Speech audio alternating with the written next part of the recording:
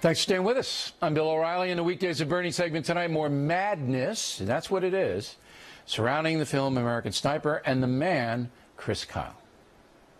Some of what people have described as his racist tendencies towards Iraqis and Muslims as he was going on some of these, killing sprees in Iraq on assignment. So I think there are issues. Wait, but it's killing sprees.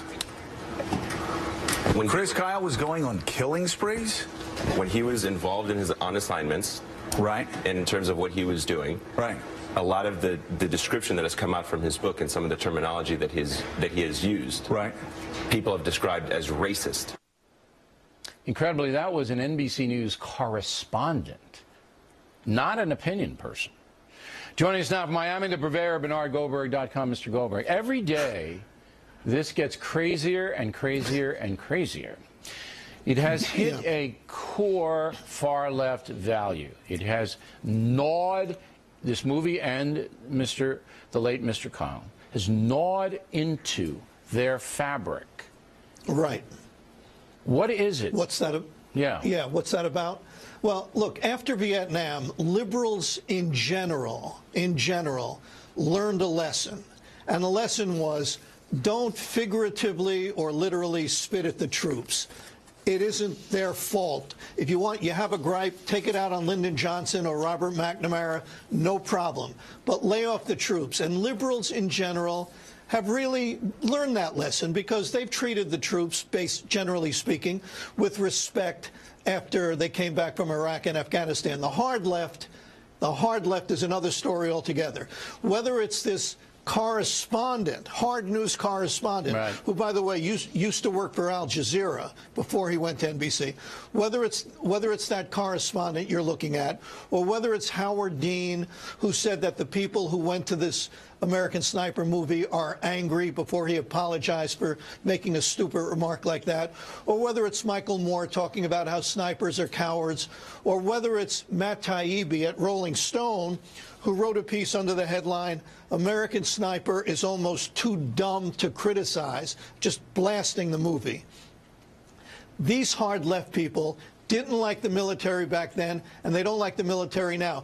But what they really don't like, and this gets to the heart of your question, what they really don't like are American people who do like the military. That's why they're going crazy over this movie, because so many Americans who are fundamentally not like these elite liberals, fundamentally different, they are embracing the movie. That's what's driving these people nuts. They're elite liberals in the media who've had no influence on ordinary Americans.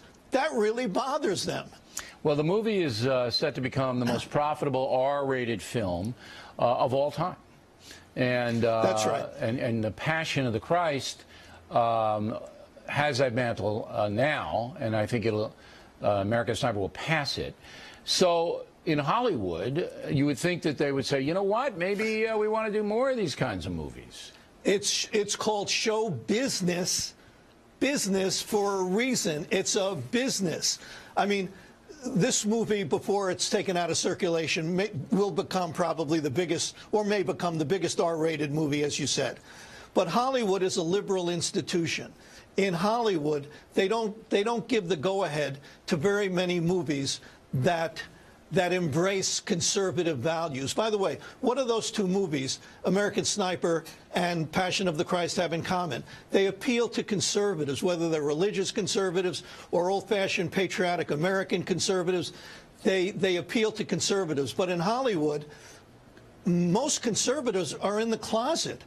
They're afraid they're going to lose work if they come out and announce they're conservative. But since it's a business, show business, you would think they would make more movies that appeal to the values of conservatives, like American Sniper, like Passion of the Christ. It is a business, after all. But they don't, and I don't think that's ever going to change. I just think the culture out there, we'll see. I mean, we're making some inroads here. We got the Killing Jesus movie coming up. It's going to be a blockbuster. We got that made, and, slowly. Bernie, as always, thank you. Laura Ingraham on deck. A revolt against President Obama's executive order on immigration. Then a wild mail segment starring Sarah Palin up ahead.